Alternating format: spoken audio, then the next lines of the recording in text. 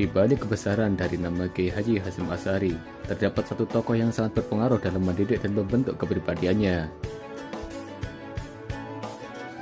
Beliau dikenal dengan Kiai Asy'ari, sosok ulama yang alim, sederhana, serta berakhlak mulia ini turut berjasa dalam mendukung perjuangan dari Kiai Haji Hasyim Asy'ari. Namun tak banyak yang tahu, Kiai Asy'ari merupakan ayah kandung dari tokoh besar sang pendiri Nahdlatul Ulama.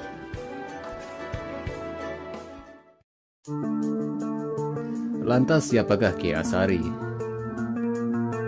Namun sebelumnya jangan lupa untuk klik tombol like, subscribe, share, dan komen agar video kami semakin berkembang. Dan bagi yang sudah, kami ucapkan terima kasih. Semoga Allah selalu melimpahkan kenikmatan, keberkahan, dan kesehatan bagi kita semua. Amin ya rabbal alamin.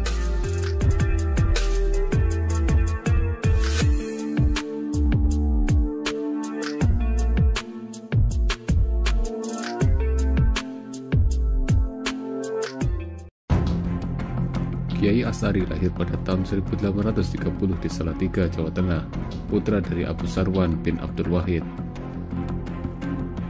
Abu Sarwan ayah dari Kiai Asy'ari, seorang kiai yang berasal dari Salatiga. Beliau bernama asli Kiai Khairon, yang memiliki postur tubuh berbadan pendek dan kurus, sehingga masyarakat menjulukinya sebagai Mbah Gareng, dan wafat di Grobogan. Nasab Kiai Asy'ari bersambung hingga ke Sultan Hadiwijaya atau Joko Tingkir atau Mas Krepet, Raja di Pajang.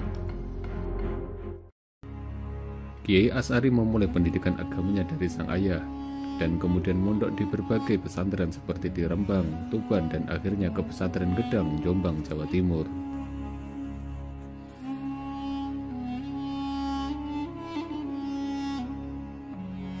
Sejak muda Kiai Asy'ari nyantri di pesantren Gedang Tamparajo Jombang yang diasuh oleh Kiai Usman, seorang kiai yang alim, ahli tasawuf dan thariqah.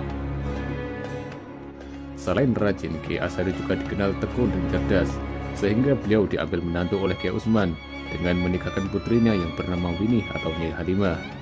Dari pernikahan tersebut, Kiai Asy'ari dianugerahi 11 orang anak yang diantaranya Nafi'ah, Ahmad Soleh, Muhammad Hashim, Rodiyah, Hasan, Anis, Fatonah, Maimunah, Maksum, Nahrawi, dan Adnan. Dan putra Kiai Asy'ari yang ketiga yaitu Muhammad Hasim, yang kemudian hari dikenal dengan Kiai Haji Hasyim Asy'ari.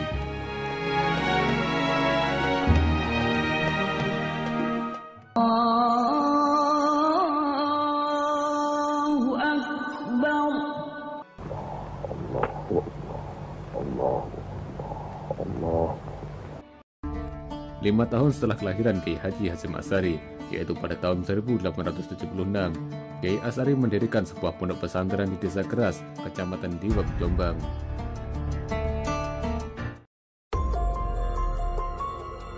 Hal ini bermula karena banyak orang yang mengeluh bila sering diganggu oleh makhluk gaib di desa tersebut. Kemudian Kiai Usman meminta menantunya untuk membebaskan wilayah tersebut dari gangguan makhluk gaib, dan kemudian mendirikan pesantren sebagai syiar Islam.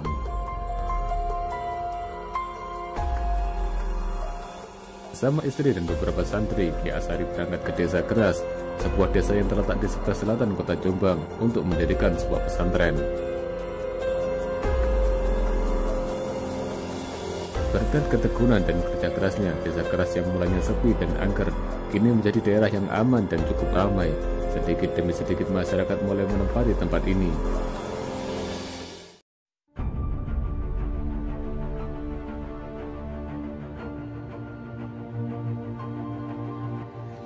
Kiai Asy'ari juga telaten dan aktif membimbing masyarakat, khususnya dalam amaliyah dan umputiyah. Selain itu, beliau juga dikenal sebagai orang yang ramah dan pandai bersosialisasi. Salah satu kebiasaan Kiai Asy'ari yang menarik, beliau setiap jam 2 dini hari rutin membaca wirid berupa bacaan akhir surat Al-Baqarah, sembari menimba air untuk mengisi kolah atau bak mandi pondok untuk wudhu dan mandi para santri.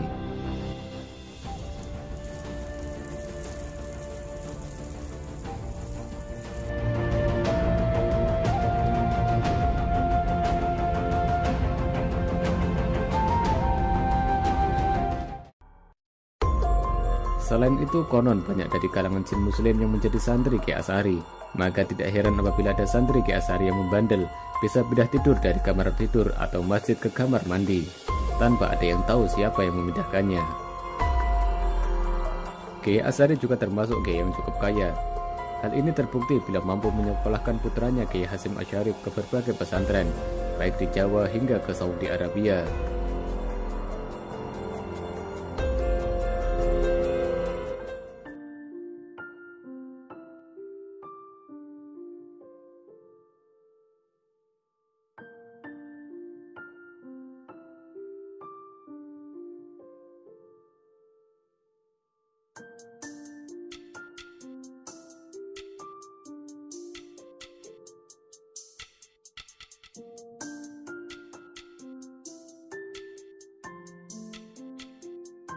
Diperkirakan Kiai Asy'ari wafat sekitar tahun 1890-an dan dimakamkan di komplek pesantren Keras yang sekarang dikenal dengan pesantren Al-Asy'ari.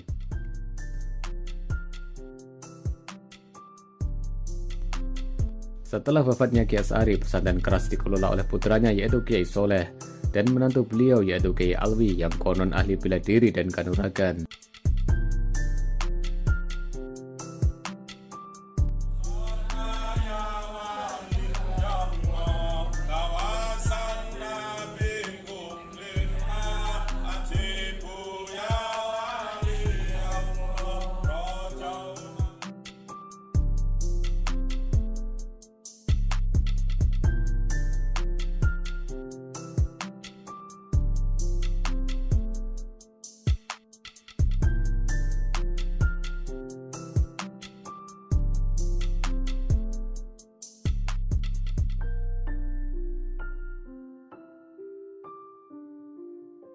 Makam Kiai Asy'ari ini pun tidak terlalu jauh dengan makam Kiai Hasyim Asy'ari Tepu Ireng, yakni 3,5 km ke barat dari pesantren Tepu Ireng.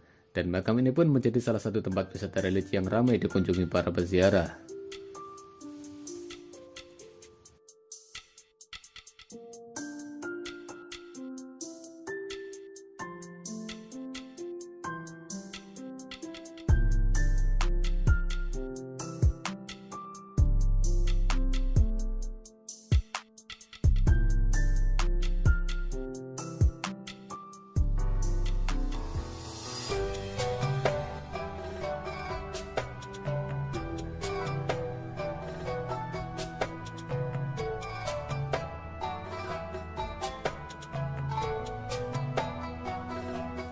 Dan itulah sekilas sejarah tokoh penyebaran Islam di kota Jombang.